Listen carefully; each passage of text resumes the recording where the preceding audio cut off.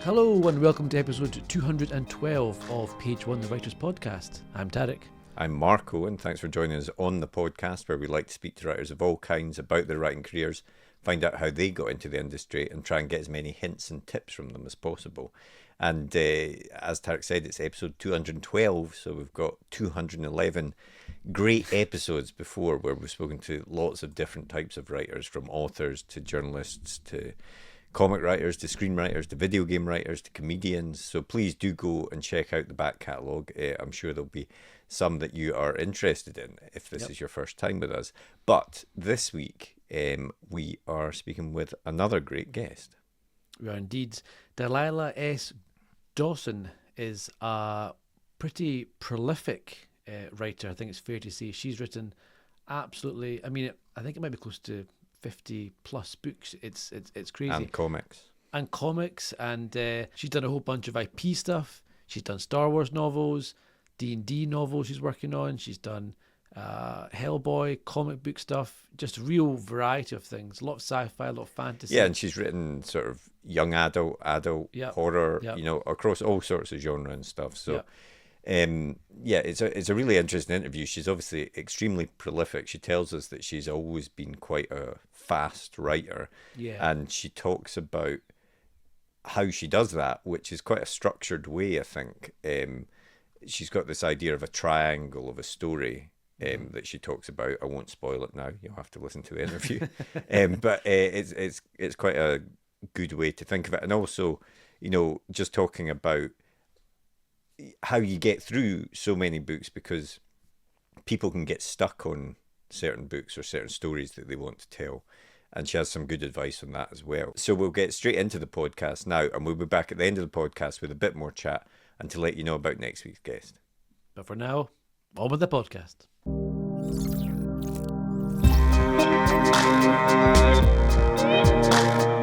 I always like to start the podcast with the same question, which is, did you always want to be a writer? Nope, I had no idea that a regular person could just be a writer. I thought that writers were like, nuns or surgeons, people that like grew up knowing the thing that they were meant to do, their special purpose. And I had no idea that just anyone could just write a book at any moment. I was an artist. I grew up wanting to be a visual artist, and I took a lot of art classes, got an art degree, worked at art centers. And then I was a huge reader all along. I didn't really understand people, especially other children, were very mystifying to me, but I was always reading. And then the writing piece didn't happen until my second child was born. And he stopped sleeping, and my brain kind of broke because I was getting like 3 hours of sleep a night, which, that's how the U.S. Army tortures people. Exactly, yeah. I started hallucinating, and I went to my husband. I was like, hey, just out of curiosity, are you hearing like voices in the walls? Like, I'm thinking maybe talking rats. And he was like, all right, we're going to get you sleep because this is a problem. He was like, but you need a hobby. He was like, you're not painting anymore. And I was like, well, yeah, paint is poison. I'm not going to poison my babies. They're crawling all over the place. And he was like, well, just why don't you write a book? Like, you love books and you've edited books, and all you need is a computer and a Walmart end table. Just write a book. And my brain was so broken that I was like, sure, why not? And he committed to any time that I was writing, he would watch the kids. So I was just like, oh. It became my little oasis of calm and alone time and creativity. And so kind of like, instead of writing being like this drudgery and this work that I had to do, writing was my little desert island of sanity. And it still is that way. But if not for that confluence of circumstances, I might still be a frustrated painter. And did you, when you first started that writing, for whatever the reason was, for the lack of sleep, essentially, was it a serious thing at that point? Were you thinking, right, I'll try and write a book to then try and get it published? Or was it just an outlet for your creative energies, if you see what I mean? Well, I was that kind of former gifted kid, high school valedictorian who was supposed to do great things and then kind of didn't. So once my kind of, I don't know if it's competition was activated, but once that idea of here's a thing I could be graded on and get an A on and excel at, and once that kicked in and I was yet again under that kind of scrutiny, it became very serious. So I'm not a serious person at all. but I am very serious about my craft. So it definitely, from the start, the goal was, if I'm going to do this, I would like to get published and see it at the bookstore. My first book was absolutely terrible. Like when I teach writing classes or when I do school events for my, my YA books, one of the first things I do is show them the first sentence of my first book and be like, if you can write a better sentence than this, like you're doing better than me. It was about diarrhea. It wasn't good. So, yeah. What was the first line? First line was, it is a truth universally acknowledged that human beings were not meant to crap while standing up in capri pants. Based on a scene I lived in Greece. I was very ill in Piraeus, but when they say write what you know, that is not what they mean. But I'm right in saying that first book you wrote, you tried to find an agent with, right? That you put it. I did. I went through that would have been, I think, 2010 maybe. Okay. But I went through the full query process. I read everything on Query Shark. At that time, agent blogs were still the thing. So I read every agent blog, followed them all on Twitter because Twitter was still a nice place. And I got 57 rejections on the first book. And then a very nice agent was like, hey, you've clearly got some writing chops. This book is fatally flawed. Do yourself a favor, put it away, write the next book. So I was like, that was praise. I want more of that. So I dumped that book and started writing the next one. The next book was a middle grade adventure that was kind of Labyrinth meets the Littles. And it got 37 rejections, and then it got 2 offers of representation. So I got an agent. That book went for a year and a half. It went around editorial tables and nobody ever bought it. So we came close multiple times. I think it went to 6 editorial tables and didn't get bought. And then my third book was the book that sold. Okay. And we speak to often, there's a lot of people who are still at that starting stage of writing that listen to us. And we speak to a lot of guests that, some guests, that first book hits they get their deal and all that sort of stuff, whereas others struggle. And one question that keeps coming up is, I suppose, how do you motivate yourself to keep going at that point? When you're getting to editorial tables, but they're saying no. Did you have to do anything to motivate yourself, or was it just a case of, well, I'm getting closer, so I'm going to keep going? Well, from the very start, I've been a pretty fast writer. I wrote my first book in 3 months. That tends to be 1.5 to 3 months is how long it takes me to write a book these days, or any time, all along, basically. Wow. So once I got going, it was a pretty fast process already. And I have learned in the last couple of years, I have ADHD and autism, and it kind of becomes a superpower when you find something you really deeply care about. So I become like one of those sharks that, like, as long as it's swimming, it stays alive. Like, if I stop swimming, I start to be like, oh, can't breathe. This isn't good. I need a job. So it's like, as soon as I finish the book and send it off to agents, like, I'm not going to sit there doing nothing, watching my inbox. Even then I was like, all right, forget that book. Don't care about it anymore. Got the new book, the new shiny. Here's the thing I'm working on. I'm so excited about this. And that way, like, when I got rejections, it didn't hurt as much because I was like, that old thing, who gives a crap? I don't care. It's garbage. Yeah. So I know that I am not awesome with rejection. So I did have a setup where every time, I've got my Excel spreadsheet of all of my agents and all of their information. And every time I got a rejection, I would file it under a line so it never showed up on my screen. So all I saw on the screen was possibilities. I never looked and was like, look at my 57 rejections. I would look at the screen and be like, oh, I got 17 more agents I can query. Very a forward momentum, forward looking, don't look back. Like, when I shelved that first book and put it in the trunk, there was no sadness or regret or nostalgia. It was like, screw that, forget it, it's dead. Like, we're moving on. And when you look at your third book, which got you your deal, compared to your second or your first book, is it obvious to you now why that one found success and those first two didn't? Or is it a case of timing, or was the writing actually better? No, it's very obvious to me. So the first book was one of those kind of self-insert. I was a mom at home struggling with kids. And so it was about a mom at home struggling with a baby, who needed an adventure and needed to feel alive again. So it was very kind of self-insert. And it was very, I'm the kind of girl who, like, where, I look back now and I'm like, oh, shut up. Second book, middle grade adventure. It was more vibes when I look back at it. And I still thought that your main character should be a cardboard cutout. Like, well, we don't want to make her too this or too that, or the reader won't like her. So you just have to make them like this very bland, soggy little stand-in where the things happen around them and they get ramrodded, but they don't have deep convictions or ideas or very set personality, because I didn't want to turn off the reader. I didn't get that that's like the opposite of what you want. So with this third book, it was inspired by the fact that I was watching Buffy. I was doing a complete Buffy rewatch with my husband. So, every night we're watching 2 or 3 episodes of Buffy. It was like heroin Buffy, which is going straight in the veins right before bedtime. So I had this dream that I was in this forest and there was this guy who talked like Spike. But when I looked, he was wearing a top hat and looked like Mr. Darcy. And I was like, okay, I got to hang out with that guy some more. So the first character that came to me arrived fully hatched in my brain from this dream that was like kind of Buffy, but a different person.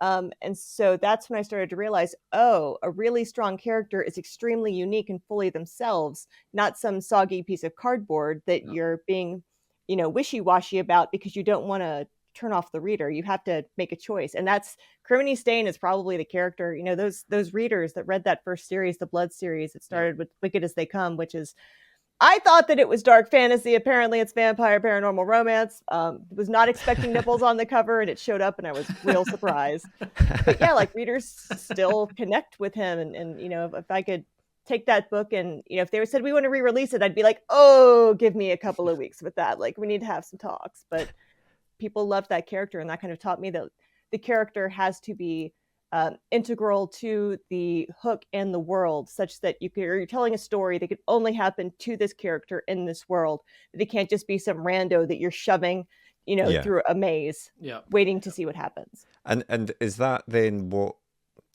when we'll get onto it, but you've written a lot since you started writing, but I mean, is that what comes to you first? Is it a character, or is it a plot idea, or does it just differ depending on the project? Well, I see it like a triangle. So you've got character, world building, and the hook. The thing that happens that takes it from this is a normal day to this is a story. Yeah. And every story, I don't know what I'm going to get first. If it's going to be the world, which is what happened in Wake of Vultures, where it was like, what if 1850s Texas, but vampires and werewolves? Mm-hmm. Like, what if Lonesome Dove, but the bad guys are literal monsters?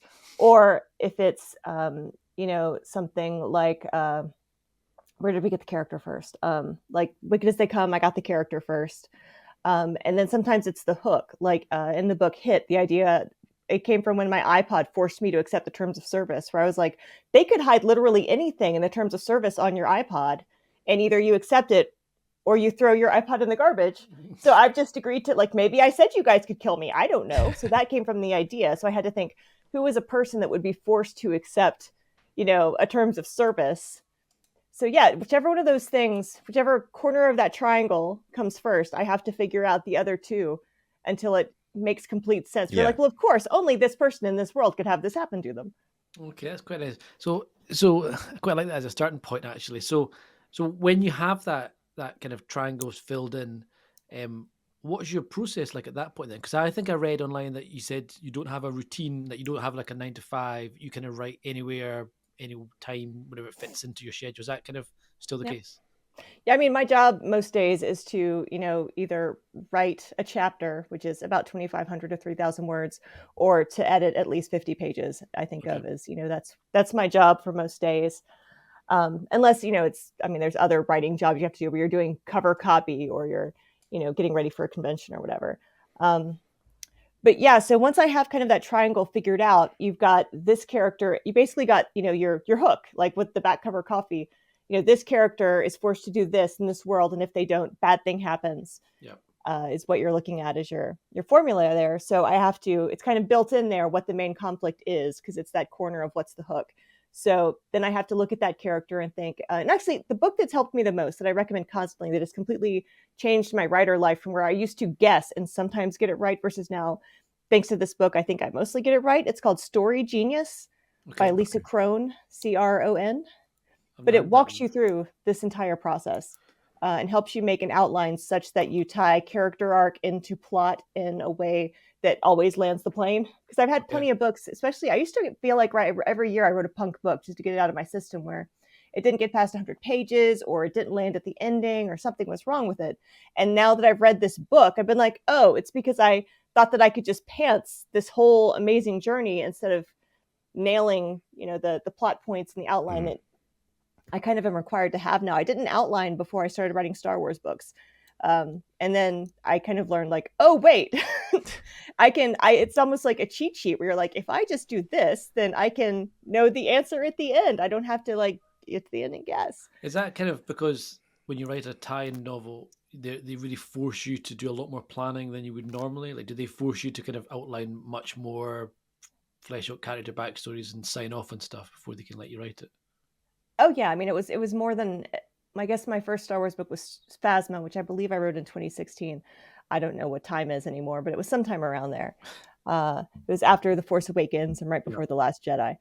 So I didn't really outline very much at all before that. And then they do need the outline because everything in there, they have to double check that it works with the world, that it accomplishes what they need. So you've got your editors at your publisher, and then you've got, the franchise holder has their interests and their needs that need to be met. And in the case of Star Wars, story group, who makes sure everything is correct within the world and that the lore isn't broken. So you can't just write a whole book and be like, surprise, it's actually about Kylo Ren. And they're like, that's great, but Kylo Ren is over there right now and he's not in your book. So yeah, you do have to, the more you outline a Star Wars book, the less you have to change later. Yeah. I learned that in Phasma, because it's basically like, this happens. And I was like, and then they have a desert adventure. And everything in the desert adventure was me making it up. And so at the end, they're like, well, we can't do this. We can't do this. And we can't do this. So I've gotten more detailed in my outlines for that reason, because, I mean, you don't want to double your work. Star Wars, you have to write very quickly. Most of us get between 2 and 6 months to write, 100,000 words, sometimes less, depending on the schedule. So you really want to nail it the first time just to save everybody's bacon, basically. Yeah. Do you enjoy working? I mean, obviously you've written quite a lot of Star Wars books now, and you've also done some comics and stuff like that. Do you enjoy working in another person's world, as it were? Is that fun, or do you is it good having both? Creating your own worlds. I like both, and I need both. Yeah, okay. Every contract you sign with traditional publishing has a non-compete, because they don't want you, if I've written like a feminine rage horror novel for Del Rey, they don't want, me having a feminine horror novel for Titan or Tor publishing at the same time. So they say, okay, well, once you've sold us this, you can't sell this to anybody else for a year, that sort of thing. Yeah. So I write so fast, I need the IP to kind of fill in those empty spaces. But I also really like it, and I only work in worlds that I have a strong connection to. I think if Star Wars wasn't part of your blood, I think it would be really hard to write in there, just because, I can hear Han Solo in my head. Like, I don't think I've ever had a line of dialogue I've written for Han Solo get cut, just because, like, I've been listening to that dude since I was like 3. I know what he says. And I don't think that you can, it'd be real hard to take all of that media in and have it be part of you. So I have turned down some IP that I don't think I'm a very good fit for. But I really enjoy it. And there's so much, the people that hire you to write IP books, it's not just random or who loves the IP the most. They want the kind of book that only you can write. So, when Star Wars wants, a book about kind of like diplomacy, they're going to go to Claudia Gray. And if they want a book about ships having fights in space, they're going to go to Alexander Freed. And if they want very violent, angry women, they're going to come to me. So they never ask me to, they're never like, hey, we want a book about an angry man doing a dogfight in space. Like, they don't come to me for that. Yeah. So it works out, because they're always books I would want to write anyway. The other thing, this sort of follows on from something I saw you speaking about writing IP stuff on Blue Sky the other day. And obviously, when we've spoken to other people that have written sort of tie-in novels and things like that, there's a payoff, isn't there? Because the money, it sort of work to pay, I guess, is you're paid a certain amount. Yeah, contract work, exactly.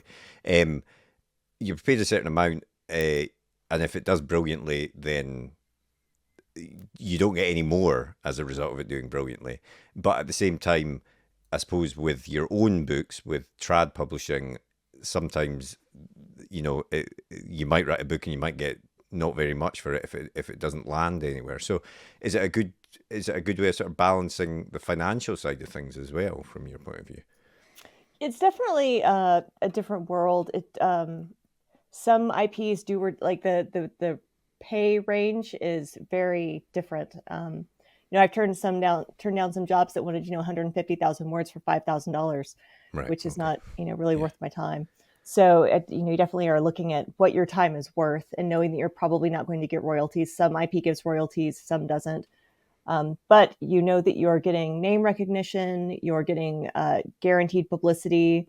A lot of us, for Star Wars, will get that New York Times bestseller, which, you get to put on your books forever. And then there's opportunities like, the head of Star Wars publishing, Max Siglane, is also in charge of some Disney publishing. So, there's the possibility of, these people are kind of all connected. And if they find out that you are, easy to work with, which is huge in IP. Like if you can be fast, good, and easy to work with, that's what they're looking for, because there's not a lot of people can do all three as fast as they need you to, with the amount of thick skin it takes to put up with the changes that they make and the 17 people arguing in the comments. The first time I opened Phasma in Word with my first revision, it crashed because there were 17 people in the comments that were like, well, the Quad drive yards were closed that year, so that ship doesn't exist. Oh, but the so-and-so drive yards, like they got into it, and you have to be ready for that. So I definitely learned, for Star Wars books to be like, the ship's name is, the Sparrowhawk, but you can make it any kind of ship you want. You tell me what kind of ship I'm allowed to have, but that's its name. I just named it. That's all. I remember we were chatting to someone. They were talking about Ed Brubaker's run on Captain America and how he basically created the Winter Soldier, and obviously had this massive comic run and stuff. And then the first he heard about it being turned into the film version, I think, was when he saw the trailer or something, and I thought that was quite an interesting kind of eye-opening moment for me when I was like, okay, so even though he's created this character, he doesn't own that character. He created it for someone else, and they can do what they want with it. And then he never gets any kind of, his kind of creative process, I guess, stopped with the comic, and there's no kind of connection between his name and the character in the movieverse. And that seems very, I guess, from a writer's point of view, it seems really weird, because normally if your book was turned into a film, you would have that connection, you would be able to shout about it. But it seemed very different for comics. Is that kind of standard? Yeah, I mean, they don't have to give you any kind of acknowledgement in most cases if they use your stuff. Like I've told people, if they made a shot-for-shot movie out of Phasma, they aren't even required to put my name on it. Really? Yeah. But at the same time, there are some bonuses to it. Like Timothy Zahn is connected with Thrawn everywhere he goes, and he gets to enjoy that.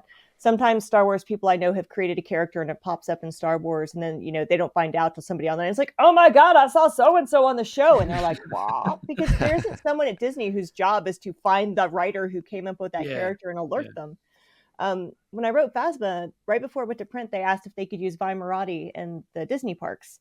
She had a different name. Then her name was Amaka Marati, so they wanted to change it to Vi Marati and then use her in the parks. They asked me like it was like I could say no to you, like the Godfather, and also I love you. Hi.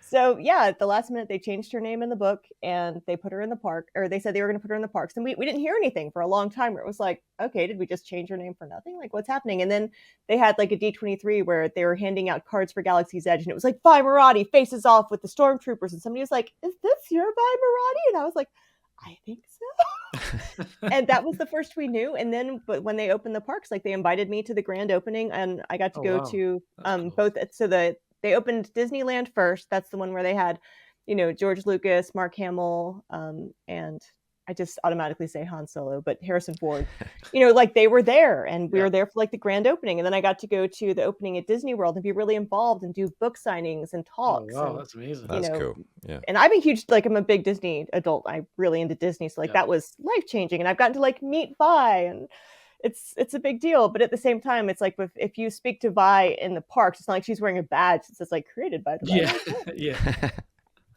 Some people don't even know that she's in there. They're just like, why do I keep seeing this weird lady in an orange jacket? Yeah. So you just kind of have to accept from the start, you get what you get and you don't pitch a fit. Yeah, absolutely. And yeah, as I say, I guess you get both the benefits of both worlds. You get all of that stuff, but also you do create a lot of your own stuff as well, because as I say, you've written a lot, and you've written, you started out as with sort of more young adult type stuff, but you have written adult stuff more recently, sort of horror type stuff. I mean, is there any, do you just write what takes your fancy as it comes along? I mean, I've gotten to where I write what I'm allowed to. I have so many non-competes. I'll be to my agent and be like, what else can I do? It's why I have leaned so heavily into my horror novellas recently, because I was looking and I was like, well, I'm middle grade, all bought. YA, all bought. Adult, all bought. Like, I need something to do or I'm going to go insane. And my agent was like, well, you could write novellas. So now I have a series of horror novellas with Titan that I'm really enjoying. So it is a case of, what contracts are in play and what limitations are on there. But I'm also really good at the same way with IP. It's like being put in a room. Some people say, oh, but you're in a box. And you're like, okay, yeah, but the box is full of like all the toys in the whole world. It's not that it's a great box. There's a lot of enrichment for someone with my neurodivergencies. So if you tell me like, oh, well, all you can write right now is a YA romance, I'll be like, cool, I can write that for you. And if somebody says, all you can write right now is middle grade horror, I'd be like, awesome, here's 4 pitches. Which one do you want? And that's I'll spit out 4 pitches in a day. It's just how my mind works. So it's I just stay nimble, and when IP opportunities come up, sometimes I'll have to look at my calendar and be like, okay, well, I'm looking at my deadlines. I'm going to need 2 extra weeks for that. And then they'll look and see if they can accommodate it. So usually works out. I wanted to ask about like when you've got all these different projects going like that, and you're jumping genres and kind of age ranges and stuff. I know you write some books under a different name, but a lot of your books are under your own name.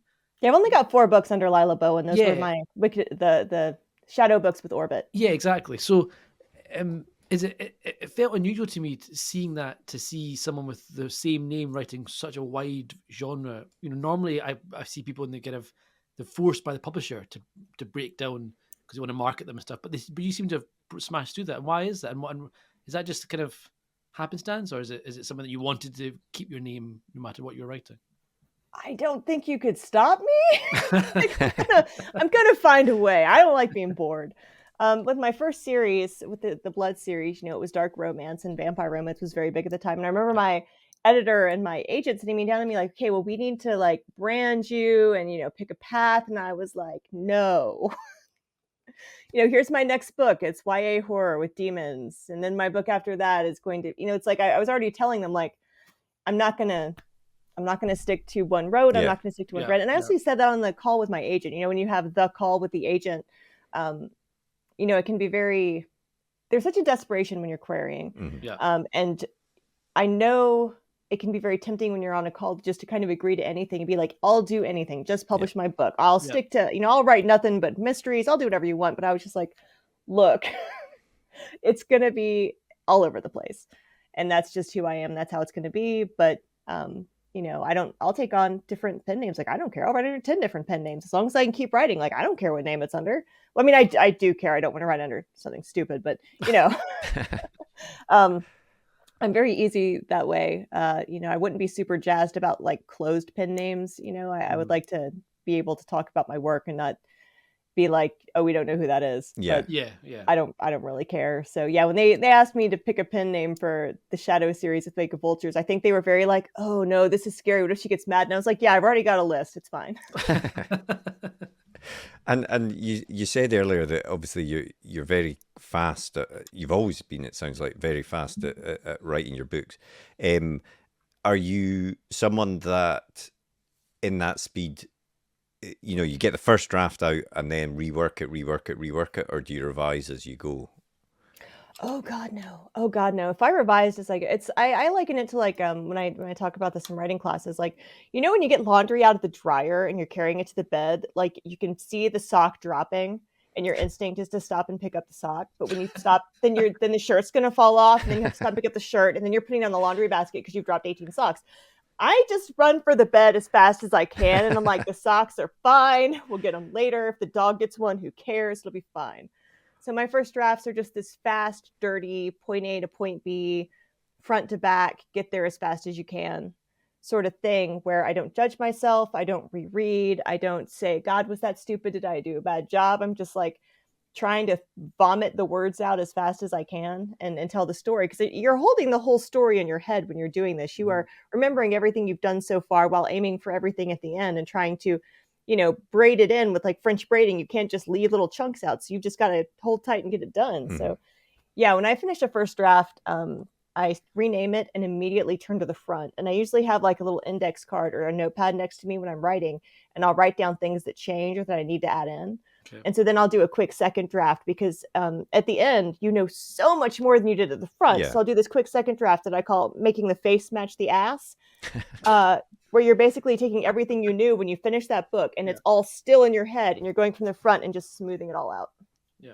So I suppose if you get halfway through and you add in like, spaceship crash lands in the middle, then becomes an alien story, then but you go back to the start and you keep the aliens so it's not a massive left field. Yeah, I mean, I don't make that big of a change, but it's more like, if at the end, during the final climax fight, I've decided that, she is, scared of water because she was attacked by a shark as a child. So in the final fight, she has to wade into the water to save the person she loves. Then I'm like, okay, I need to go put a scene at the beginning where you see her fear of water. Yeah.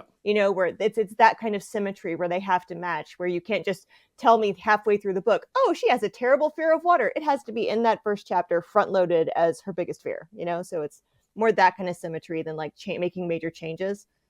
And how much of that do you have in your head before you hit the ground running? Because if you were saying you kind of once you started writing Star Wars stuff, etc., you start planning more. So as you approach before you even put a word on the page, has that changed now compared to when you first started out in terms of how long you spend planning stuff out, even if it's just in your head and fleshing out the triangle before you put a word on the page? Or do you still get to jump in? Yeah, there's so after you've read that book Story Genius that I mentioned, it kind of acts like a cheat sheet for the ingredients that you need to, have kind of a proper outline. And so before I write a book now, I do kind of a cheat sheet. Instead of like reading the whole book as a workbook, I basically look at the main character, what is their backstory? What is their biggest fear, flaw, or problem, or trauma? How does that play into the end? How does that keep them from getting what they want? If there's a love interest, what is their backstory? What is their biggest flaw or problem? What are their biggest strengths? What about those two people are unique? What will keep them apart for part of the book? Because otherwise, like, it's not a big love story. If they're just like on page 2, they're like, we're perfect for each other. We're happy. Something has to keep them apart besides, silly communication mistakes. If there's a villain, what do they want? What made them that way? What is their biggest? But it's all about their biggest fear, flaw, or mistake, and comparing that to their biggest strength, and how those two things play with the plot and keep things from happening or help things from happening. So yeah, I don't start writing until I know all of that about the main character and either their antagonist or their love interest. And then I know, the main conflict, a couple of scenes, the climax and the ending, and how the ending and the climax are impacted by, the opening scene and the character's flaws and strengths. Yeah. And does working on different projects, because it sounds like you're writing, but you're also then editing and doing other things. Does working on different projects help avoid, getting stuck on a specific project as well? Is it sort of clear your mind and then go back to another one and then jump back kind of a thing? Yeah, I mean, I don't. If I have my druthers, nothing will interrupt a first draft. I really like the process of, going all through that quite smoothly, but my druthers don't really matter to my editors who need a copy edit turned around in 4 days. Yeah. So, things do get, interrupted sometimes, but I really try not to work on more than one first draft, at a time, in the same way I wouldn't carry 2 hot bags of laundry from 2 different dryers. Like, that'd just be insane. Every now and then I have one that will get interrupted. Like my third horror novella for Titan. I started writing it in April when I had some spare time, and I got it about halfway done. And then I had to stop and write multiple different things that had more distinct deadlines. This book wasn't due until January. So it was like, oh, that's fun. I got till January. And then I was like, oh, it's November. I need to write this book. So, I had to read out of a 50,000 word book. I had 23,000 words. So I had to read all that and kind of like get back in the mindset, get back in the world, kind of remember the feeling and the voice of it and where it was going and how it wanted to end. But it's also interesting because when that happens, I mean, I feel like a book is going to be completely different if I write it in April than if I write it in November. I am a different person in November than I was in April, and the things that are currently on my mind or happening to me or important to me are going to be a little bit different. So I'm pretty well aware that if you gave me the same prompt for any of the books that I've written before today, I would not write anything even close to it. So, the book that finishing, the novella that I just finished, it went in a different direction than I thought it was going to go to when I started in April. And it had some different twists. And I feel like being able to let go of the idea that there's one perfect book really helped me a lot as a writer. I think at the beginning, I thought if I just get every single fact right, every single word right, then this will be the perfect book and nothing will be wrong with it. Everybody will love it. And you're just like, no, it's all whatever's happening today, how I feel. Like, you never know what it's going to, like, it's so malleable and interesting to see what turns up. I read online that you talked about jumping between these projects and getting into the right headspace for it, and that you created like a playlist per kind of project of, like, I guess, what the kind of mood that you were trying to get into. And is that something that you still do? Is that quite a useful tool? I only do it now if my publisher asks me to. I used to, I had, when you have small children, like when I started writing, I had 2 children under 3. That is where my began, was in kind of like the roughest part of motherhood as a single, or I wasn't a single mom, but like I was a stay-at-home single caretaker. Like I was home alone with them from, 7 to 7 by myself. Yeah. So that is a very different person from someone with a 16 and an 18-year-old. I have so much more mental space. So I used to have to get myself behaviorally conditioned to be in that world. So the very second I could start writing, I could. Like I couldn't do, I'm going to go through my little, ritual, and I'm going to have my blank space, and I'm going to meditate. It was like you get in the car, you hit the gas, and you go. Yeah. And so I would do that with with playlists, so that whenever I heard the playlist music, my brain would be like, "Yep, okay, we're there." But now, that I don't have quite so many distractions, and that I have a lot more time to use as I wish, I don't use playlists quite as much. But the publishers are enjoying these days being able to show a Spotify playlist. Like there's a Spotify playlist for It Will Only Hurt for a Moment. Oh, but nice. if you go to Spotify, I'm Delilah S. Dawson there, just like I am everywhere. You can see playlists going back all the way to Wicked as They Come, I think. Up through my first probably 20 books, every single one has a playlist. Nice. And as I mentioned before, you also have written comics as well. How did you get into writing comics? Well, when I was first starting out writing books, I realized I could write IP and comics, and I wanted to get into those things. But there's no, I can tell you how to get traditionally published. It's up to you if you have the stamina and the skill. But I can give you a very clear road to get there. I can't tell anybody how to get into comics or IP because it's so random. So I wanted to write comics, and I said that on, I think, Twitter back in the early days. And someone was like, "Oh, well, I can't pay you, but I'm putting together this anthology of Halloween stories. You get 6 pages. There's no pay, but you can be, it's a byline." And that was really kind. So it was the Boo anthology from Monkey Brain Press, and I did, I think, 3 stories for them for free. And it was a delight. It was my first time seeing, as an artist, I'd realized early on that the art is the really hard part of the comics. Like they do the heavy lifting, the writing's the easy part. So seeing, these talented artists put illustrations to my words was just amazing. But I couldn't get any further than that. And it was really frustrating. So I was at Gen Con in, I believe, 2015. And they asked me, they were like, "You've written comics, right?" And I was like, "Yeah, 18 pages of free comics in 3 years. Go me." And they were like, "We have a panel on writing comics for women, and we just now realized it's all white guys. Can you please be on the panel?" And I was like, "I'll spend most of it talking about how I can't break into comics, but yes." Anyway, it was the wildest, most contentious ride. The person who came up with the panel and ran it was real angry about having women on his panel, and made it clear that it was not a panel about women writing comics, but rather how men could write comics that women would buy. And the women in the audience didn't like it. They got real mad. And there was a writer for the Mary Sue in the audience, and she covered this. So yeah, if you Google like Delilah S. Dawson, Mary Sue, Gen Con, like you can read all about it and be like, "Oh my God, that man said that in public." Anyway, on this panel that was widely covered, I told the story where I was like, I have these books, I have a good reputation, I keep saying I want to work in comics, I can't find a way in. Like, I don't know what's I know people in comics, I can't get in. And so that day I got an email from an editor at Boom Boom Wow. Press, who said, "Hey, I read that Mary Sue article. Would you like to pitch me?" Brilliant. That was Chris Rosa, and bless him, he is the editor that is responsible for my comics career. So I pitched him, and after a long time, one of those pitches became my comic Lady Castle. Nice. Which it's still selling pretty well, and I hear about it. We had briefly sold some movie rights, so yeah, that was my first comic. And after that, I kept writing for Boom and had a really nice time writing for Boom. And then I was the only female comics writer who had read the Last Jedi script, so I was the only one who knew who Rose Tico was, and they needed someone to write a Rose Tico comic, so I was literally the only person in the world who could do it.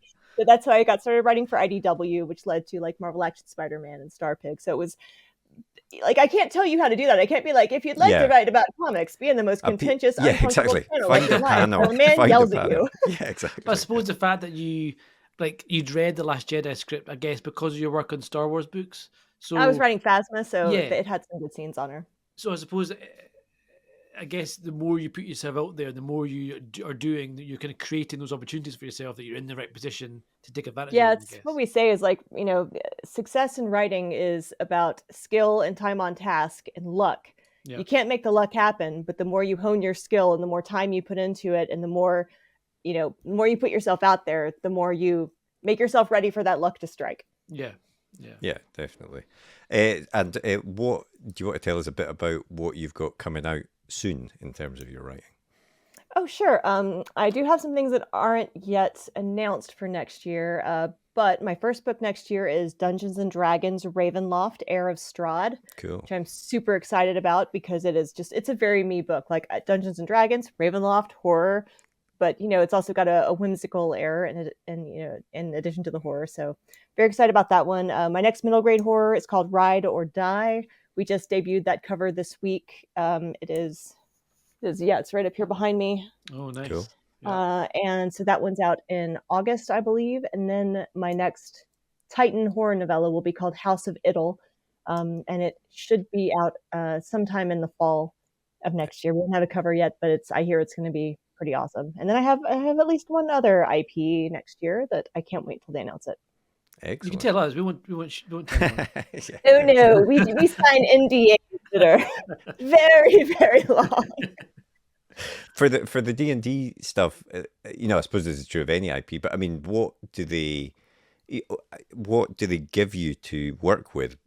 Did they just say, can you write a Strahd novel in the D&D world, or they got a specific idea that you then need to flesh out?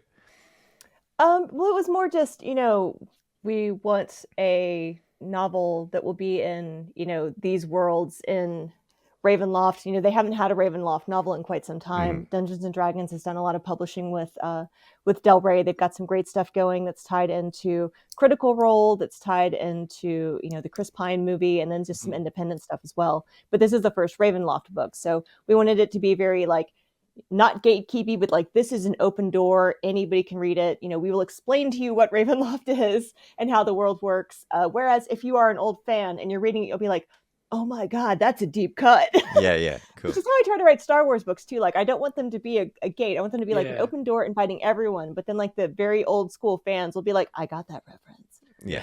So that was super fun, except for the fact that, my kids are older now. And I've piled up every Dungeons and Dragons book in the house. And I'm just in my room, surrounded by these stacks of books. And my daughter's like, have you seen Curse of Strahd? I can't. And I'm like, why? And she's like, well, because I'm running a campaign. And I was like, well, you can't have it. And she looks down. She's like, you're writing a Ravenloft novel. I was like, no, I'm not. Tell anyone, I'll kill you. Yeah, it was pretty comical. So yeah, she stole my Curse of Strahd. What of all the projects that you've written, then, both your own stuff and your IP stuff, what's the project you're most proud of then? I mean, whatever I'm currently working on is the thing I'm most excited about. Once they're done, I don't forget about them, but I understand that once the book publishes, it is completely out of my hands. There is nothing I can do to move the needle whatsoever. Because God knows, in 12 years, I've tried.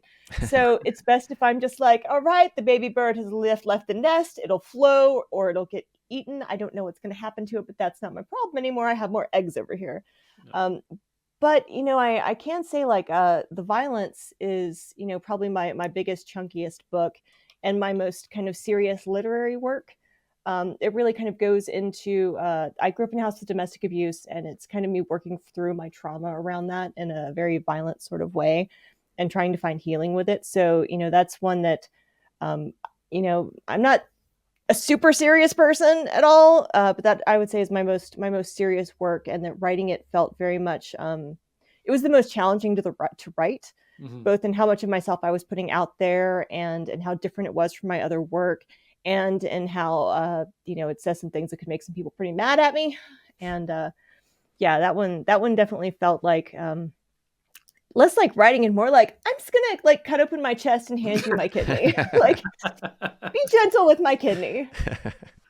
Those were the main questions that we had for you, but we always like to wrap up the podcast by asking our guests the same questions, and the first of which is, what was the last book that you read? Oh gosh, okay, I'm gonna have to check my Kindle here. I very much prioritize blurbing books, especially for new writers. Writers are often kind of it's hard when you're just starting out and you want to lift up other people that have helped lift me up. I'm reading a blurb book right now called Eat the Ones You Love. Oh, I've heard of that one. Yeah, I think it's already out maybe in the US, and it's about to publish in the UK. But I'm really enjoying that one a lot. That's by Sarah Maria Griffin. But that is like botanical horror, which I also really enjoyed, botanical horror by Noah Medlock called The Botanical Daughter. Okay. So if you're into that sort of thing, nice. Let's see. I read Senseless by Ronald Malfi. That one kind of slightly terrified me in the way that I was like reading it on an airplane and was like, I have to go home and get on an Uber. I probably should not be reading this book because I'm going to get slaughtered. I've had Malfi on my to read pile for ages. People say he's like small town horror and stuff is meant to be excellent. Yeah, this one was it was like a detective novel. Oh, nice. Meets horror. And then The Library at Hellboy by Cassandra Caw, who I've read before. So those are probably the three most recent things that I've been reading. Cool. Nice. What about the last film that you watched? Oh man, I went and saw Gladiator 2 with my son. I am easily distracted and I get bored very fast. So the only movies I really see are ones that will hold my attention. I love, like, if you're like, there's some dudes over here killing each other, I'd be like, really? Very cool. Yes. And then you're like, also there's sharks. I'd be like, oh, you have my attention. So yeah, we saw Gladiator 2 in the theater, and it was fine holiday fun if you don't compare it to the first one, which makes you be like, wait a second. Yeah, I saw it a few weeks ago, and we made the mistake of watching the first one like the day or so before, and I was like, God, I'd forgotten how good the first one was. Like, it was 20 years older, different. But yeah, it was paced really well. Didn't feel like a big slog. It was really fun and really smart. And then the second one, that was a mistake because it just showed up the second one for me. But I think if I'd gone in and having not watched the first one, probably would have enjoyed it. Yeah, if you just watch it on your own, you're like, this is great. Perfectly fine. These Roman guys, they're crazy. Yeah. So here also, I'm The Substance. I really want to watch. We got it on. We bought it yesterday, and then it was slightly too late to watch it because we'd be like, oh, we'll be up past 11. No, that's very good. I watched it recently as well. I thought that was fantastic. What about TV? What are you watching on TV, or what have you watched? Well, I just finished the latest season of Great British Baking Show. I look forward to that one every year. I'm like, it's almost Christmas. Is it about to happen? So like, my website, back when they told me like you have to brand yourself, and I was like, no. They're like, no, you have to. So I came up with Whimsy Dark, where I was like, everything I do is somewhere between whimsy and dark. Like, that's all I've got. That's my whole thing. Like, my website is Whimsy Dark. So it's definitely like my range is from The Substance to Great British Baking Show. Yeah, I was going to say it's quite a contrast there. Yeah. Eclectic taste, exactly. Well, the very, very final thing we always do is super quick fire, either or, and there's no right answer here apart from perhaps one of them. But I've already got a good inkling, a good feeling about that question. So we'll start off though with let's go for Force Awakens or The Last Jedi. I mean, I have to say The Last Jedi just because I was so involved with it that it's like tied into some really core memories for me. Yeah, So when I watch it, I have this extra layer that no one else in the world has of like sitting at Lucasfilm in San Francisco, drinking a Jabba the Hutt inspired latte, crying on the sofa, reading about Princess Leia before anybody else in the world knew. And like no one else has that. So fair enough. Right, Last Jedi is. I have to say, yeah, I watched the what are they, the sequel trilogy recently with my kids, and when I first saw them in the cinema, Last Jedi was the one that I thought I didn't like the I liked it the least. But having watched them all again, it's definitely the one that I enjoyed the most out of all of them. So it's got that same element that Return of the Jedi have of like there's so many different set pieces that it's almost like different little films put together. Yeah, that is true. Yeah. TV or cinema? I mean, cinema's kind of becoming TV a lot of the time now. Yeah. I mean, probably just TV because I draw so much comfort from it. Yeah.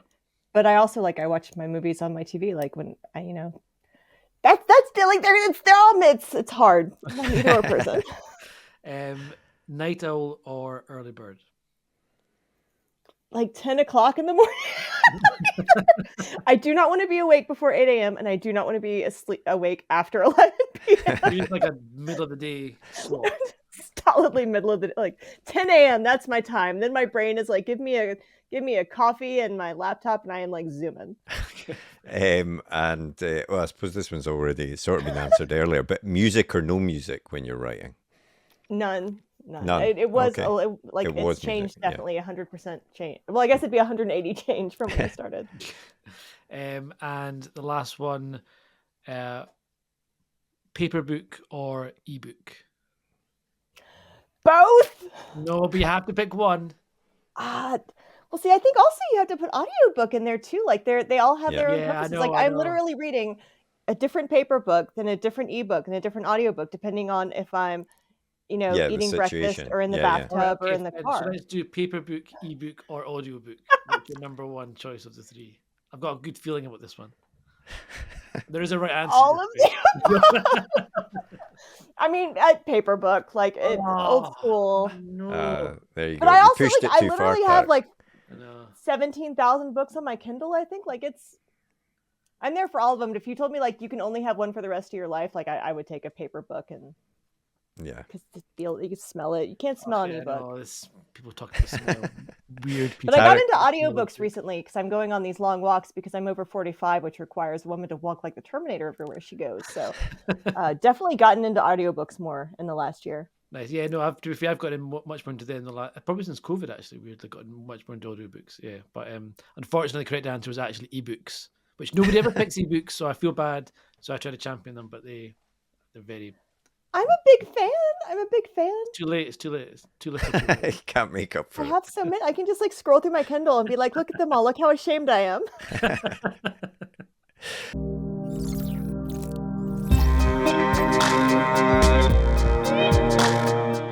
Well, thanks very much to Delilah for coming on. I really enjoyed that chat. And, as I said to the start, I feel there's a lot of good advice that she gave there, particularly for sort of writing so much.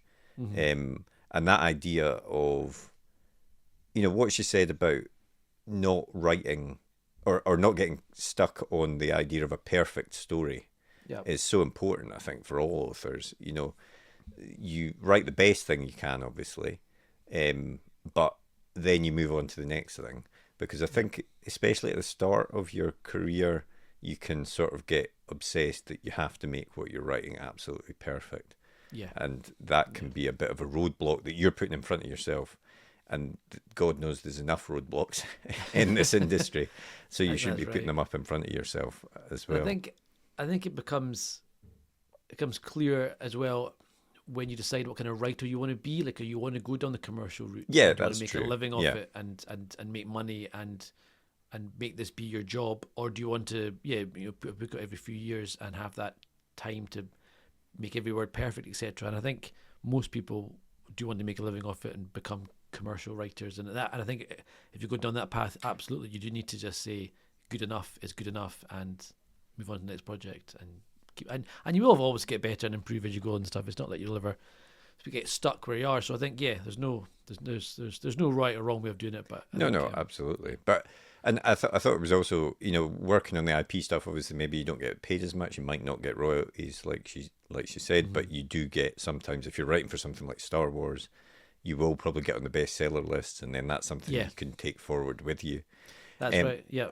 And also, it sounds like a lot of fun that getting opportunities like going to the opening of the Star Wars lands at Disney and all that sort of stuff is incredible. That did sound very fun. Yeah, to say it. I would love to dabble in that universe. I know it's not perfect and you're under pressure and money's not great, etc. But just it does seem quite fun to write in that world a little bit, doesn't it? Yeah. I think, like she said, if it's an IP that you personally are interested in, then it would be quite. You're fun, right. If it's something that you don't know or or you don't like, it's probably quite difficult. But if it's fun to do, it'd be great.